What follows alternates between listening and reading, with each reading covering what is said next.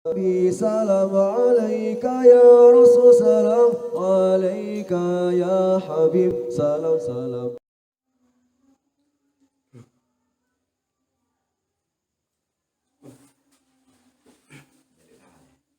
Assalamualaikum warahmatullahi wabarakatuh. Waalaikumsalam warahmatullahi wabarakatuh. Alhamdulillahilladzi hadana li hadza wa ma kunna linahtadiya laula an hadana Allah. Asyhadu an la ilaha illallah wahdahu la syarikalah wa asyhadu anna Muhammadan abduhu wa rasuluh. Allahumma sholli ala sayyidina wa maulana wa habibina wa syafiina wa qurrati a'yunina Muhammad sallallahu alaihi wasallam wa ala alihi wa sahbihi ila yaumil qiyamah. Rabbana hab lana min ladunka rahmah wa hayyi lana min amrina rasyada. Amma ba'du. Ashabal fadilah, para alim, para ulama, para kiai, masyayikh, khususipun panjenenganipun Gus Yasir Arafat sebagai pengasuh pondok pesantren dan Sohibul Majelis Janur Haji Soko, panjenenganipun Romo Yai Gus Mujib, Romo Yai Abdul Mujib Abu Hakim ingkang kawula taati fatwa-fatwanipun, saha sedherek sedaya ingkang kawula hormati. Dalam kesempatan ini sedikit banyak kita ngaji pengetahuan tentang hukum, fadilah Ramadan, fadilah poso, masalah tawasul, tabaruk pada waktu lain. Ini kesempatan ini kita belajar bareng-bareng terkait masalah hukum. Kebetulan ini sebagai profesi saya selaku advokat. Advokat itu pengacara. Advokat itu pengacaranya masyarakat. Kalau jaksa itu pengacaranya negara. Artinya, kalau ada orang yang melanggar hukum, maka ini akan dituntut oleh jaksa. Melanggar hukum, undang-undang, ini maka sama jaksa akan dituntut. Karena pengacaranya negara itu jenenge jaksa itu pengacaranya negara. Kalau advokat pengacaranya masyarakat. Lah, penegak hukum itu ada empat pilar penegak hukum: hakim, jaksa, polisi, advokat pengacara.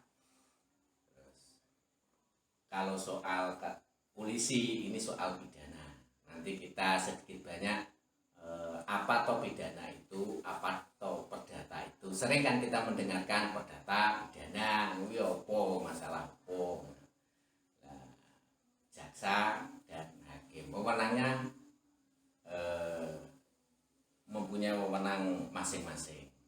Ketika ada orang yang melanggar hukum itu apa?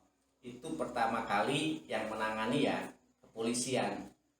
Proses peradilan itu mulai penyidikan ini yang itu wilayahnya kepolisian. Penyidikan. Setelah penyidikan itu mencari informasi seumpama suatu kejadian. Nah, polisi ini menyelidiki, seperti apa peristiwa itu. Setelah ini terkumpul bukti-bukti yang kuat, baru diadakan penyidikan. Orang-orang yang terlibat akan dipanggil. Ini penyidikan.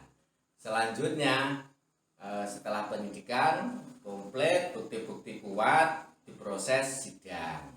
Proses sidang ini wewenangnya adalah jaksa. Oh ya, ini benar-benar melanggar hukum, ini ketahuan merampok, ketahuan mencuri, bukti-buktinya ini dibawa ke sidang. Oh, kamu mencuri, ini buktinya ini melanggar pasal ini, dituntut. Nah, dituntut, hakim yang memutuskan, oh benar kamu mencuri, maka hukumannya sekian. Itu prosesnya seperti itu penegak hukum itu. Nah, posisi pengacara gimana? Posisi pengacara enek saumpamane iki enek pencuri sing dituduh ki padahal sing lakoni B.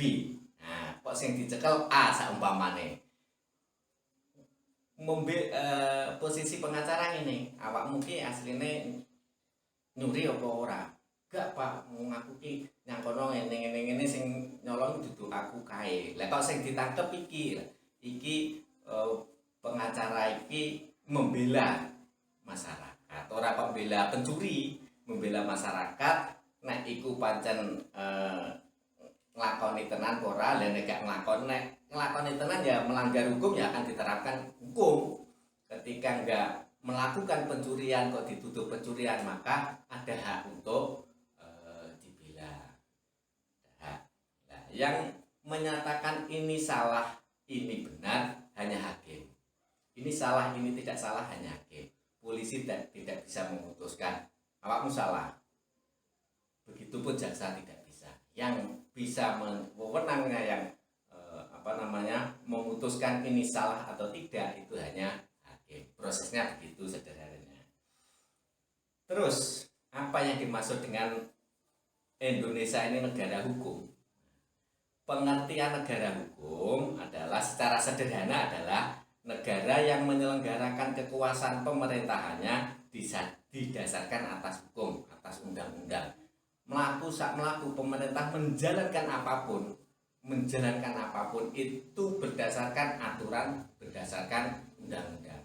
Ketika pemerintah aturannya A melaksanakan B, ini salah. Pemerintah itu aturannya nek ngangkat kepala desa begini, nek ngangkat seperti ini menjalankan proses seperti ini. Oh, konflik ini harus mendadak, ada aturannya untuk menangani konflik. Semuanya itu berdasarkan aturan. Ketika tidak sesuai dengan aturan, ini namanya kalau itu pejabat penyalahgunaan wewenang, bisa dikatakan seperti itu. Nah, hukum ya secara sederhana ini awak dhewe nek masyarakat, negara hukum bagi masyarakat awam kaya awak dhewe ngene iki. Mlaku sak mlaku, omong sak omong iku diatur oleh aturan. Omone iki duwe hak, asolik duwe hak, sampeyan duwe hak. Ku kok enek masalah, iku kok langsung main hakim sendiri gak oleh langsung tol seumpamane salah paham apa pahame salah langsung fisik tawuran. Nek pancen sampean terus dirugikan oleh teman sampean, ada proses hukum. Nek sampean salah bener gak oleh sampean ngomong iku jenenge menghakimi sendiri. Sing salah awakmu, sing salah awakmu, iki jenenge menghakimi sendiri. Awakmu salah terus langsung dituwa nyoni. Nah, itu gak oleh, itu namanya melakukan hakim sendiri, menghakimi sendiri seperti itu. Nah, aturan hukum itu yang tertinggi undang-undang. Lah sumber dari segala sumber hukum adalah Pancasila. Pancasila iki munggo wong minhum. Pancasila iku gak sesuai dengan hukum Islam. Pernah mendengar begitu?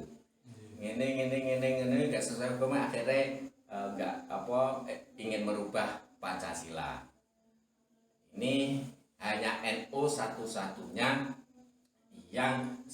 pertama kali menyatakan bahwa dasar negara, Pancasila merupakan dasar negara dan sebagai falsafah negara adalah Pancasila. Itu pertama kali dicetuskan keputusan muktamar di daerah di Probolinggo itu di pernyataan bahwa NU menyatakan bahwa Pancasila adalah merupakan keputusan final sebagai falsafah dan dasar negara. Pancasila itu kesepakatan. Namanya kesepakatan itu lepas dari benar atau salah.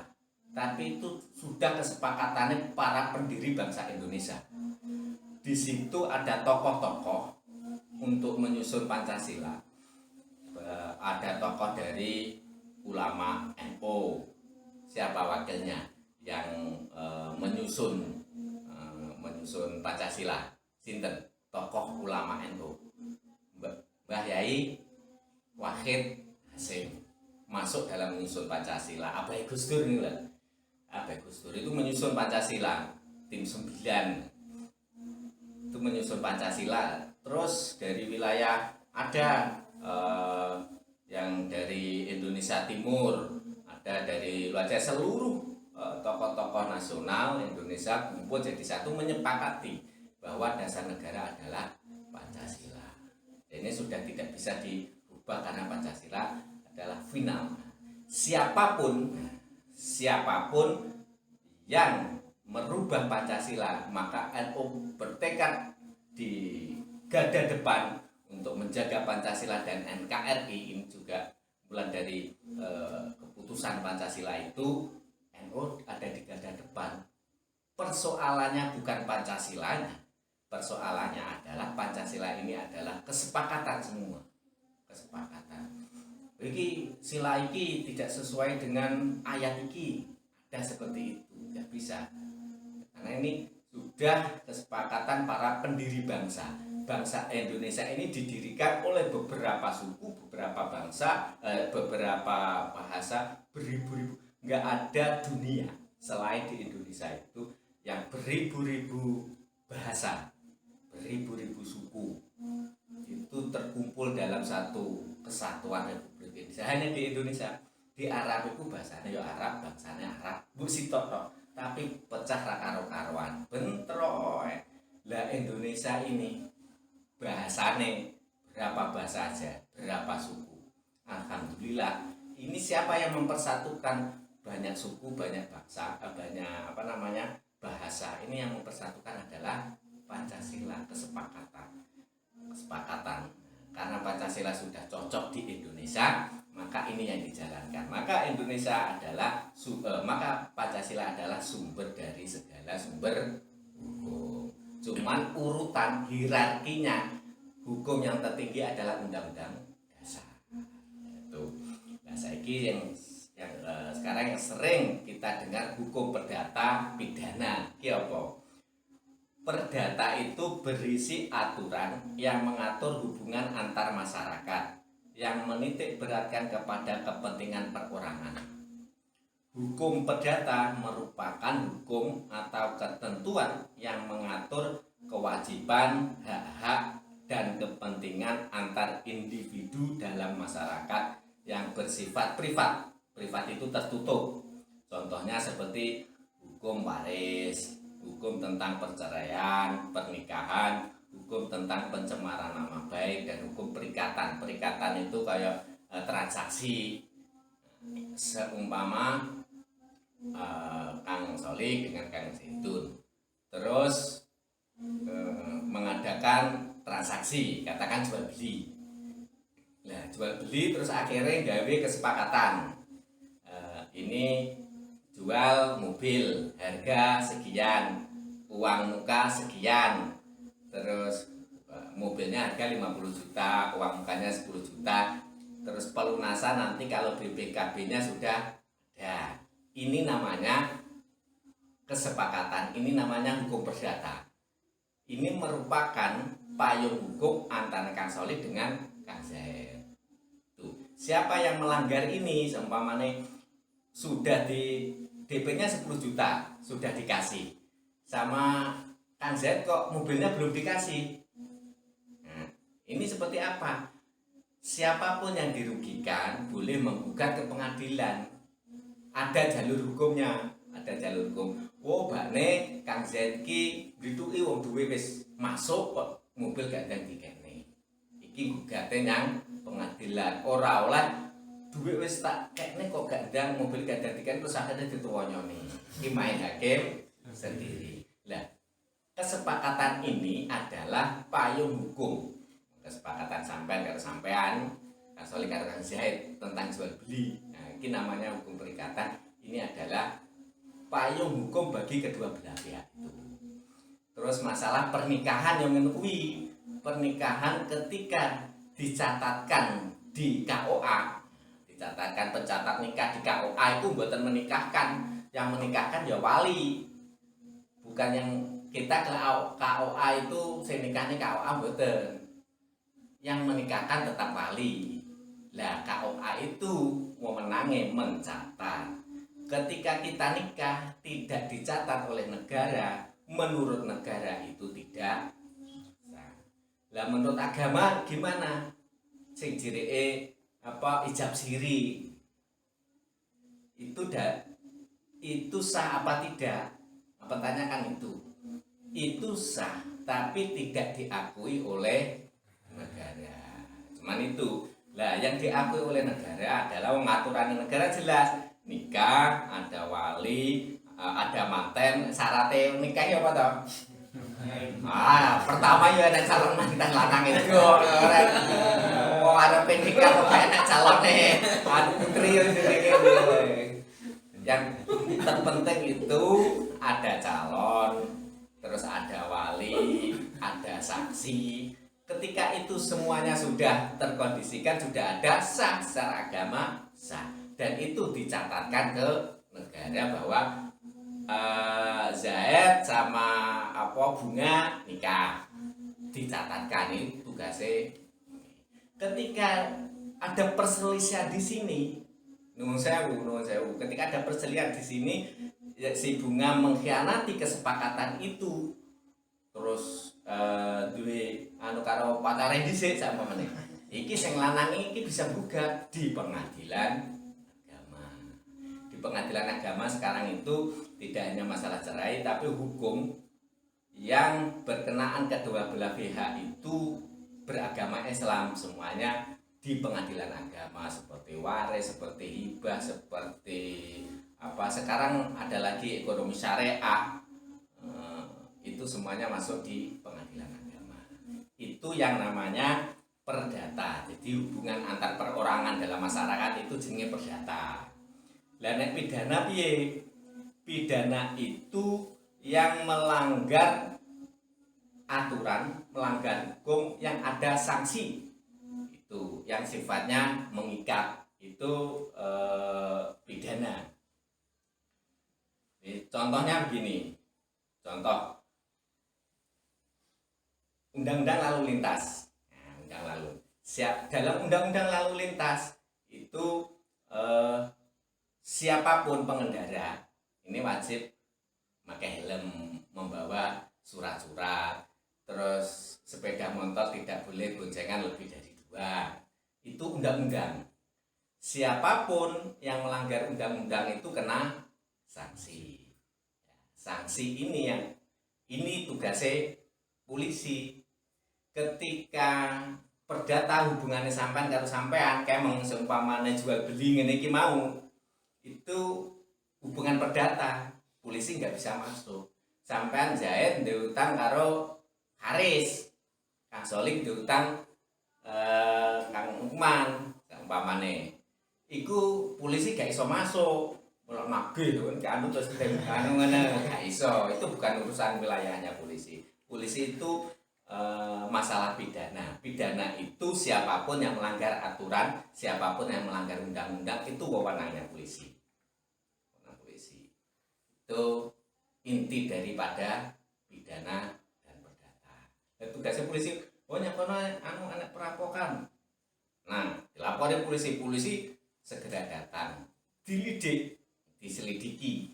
Itu dalam penyidikan. Ketika ya benar di TKP ini ada kejadian perampokan di sini ini pelakunya diduga ini melarikan ke sana, lagi dikejar sampai kemana, ini karena merampok itu melanggar undang-undang, ini wilayahnya polisi. Ini sedikit pemahaman antara pidana dan perdata. Prosesnya seperti itu. Oke. Dan kena ada pertanyaan. Kalau pertanyaan sebaiknya dicatat dan besok akan diulas lagi seperti itu, oke? Jadi untuk ke depan kita akan menjawab hukum-hukum banyak yang berkenaan di masyarakat, masalah waris, masalah tanah, masalah balik nama dan sebagainya, itu semuanya terkait dengan hukum. Jenengan bisa japri, bisa ke WA kepada server